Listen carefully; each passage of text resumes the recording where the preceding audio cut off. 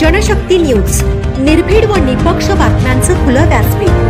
तर जनशक्ती न्यूज मध्ये आपल्या सर्वांचं स्वागत। हक्काचे नाही कुणाच्या बापाची, जमीन आमच्या हक्काची नाही कुणाच्या बापाची। शेतकरी एकजुटीचा विजय असो, शेतकरी एकजुटीचा विजय असो। अरे देवेंद्र फडणवीसचं करायचं काय, खाली डोकं वर पाय। अरे देवेंद्र फडणवीसचं करायचं काय, खाली डोकं वर पाय।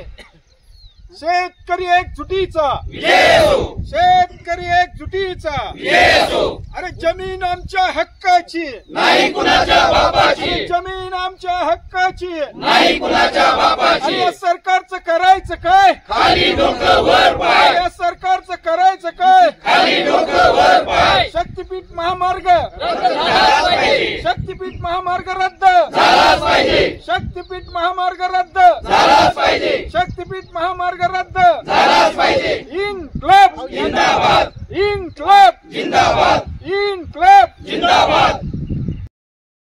शक्तीपीठ महामार्गाची मोजणी आज तासगाव तालुक्यातील मतकुंकी या ठिकाणी होती। मात्र मतकुंकीतल्या 100% शेतकऱ्यांनी या मोजणीला विरोध केलेला आहे। प्रशासनाचे तहसीलदार अतुल पाटोळे या ठिकाणी आले होते। मात्र आमच्या शेतामध्ये कुणीही सरकारी अधिकाऱ्यांना पाऊल ठेवायचा नाही असा निर्धार 100% शेतकऱ्यांनी मतकुंकीतल्या दाखवला। त्यामुळे मोजणी अधिकारी म्हणजे तहसीलदारासह मोजणी कर्मचारी आणि इतरांना या ठिकाणी हात हलवत परत जावं लागलं। हा मतकुंकीतल्या शेतकऱ्यांचा म्हणजे एकीचा विजय आहे आणि निश्चितपणानं सांगली जिल्ह्यामधल्या एकाही गावातले आम्ही एक इंचही मोजू देणार नाही। रक्ताचा शेवटचा थेंब असेपर्यंत या सांगली जिल्ह्यामध्ये शक्तीपीठला विरोध करू अशा पद्धतीचा निर्धार आम्ही या निमित्तानं व्यक्त करीत आहोत।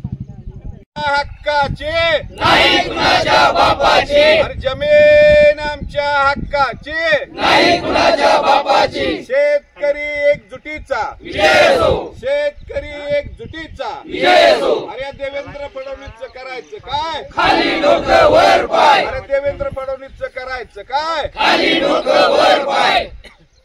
शेतकरी एकजुटीचा विजय असो, शेतकरी एकजुटीचा विजय असो। अरे जमीन आमच्या हक्काची नाही कुणाच्या बापाची, जमीन आमच्या हक्काची नाही कुणाच्या बापाची। या सरकारचं करायचं काय, खाली डोकं वर पाय। या सरकारचं करायचं काय, खाली डोकं वर पाय। शक्तीपीठ महामार्ग रद्द झालाच पाहिजे।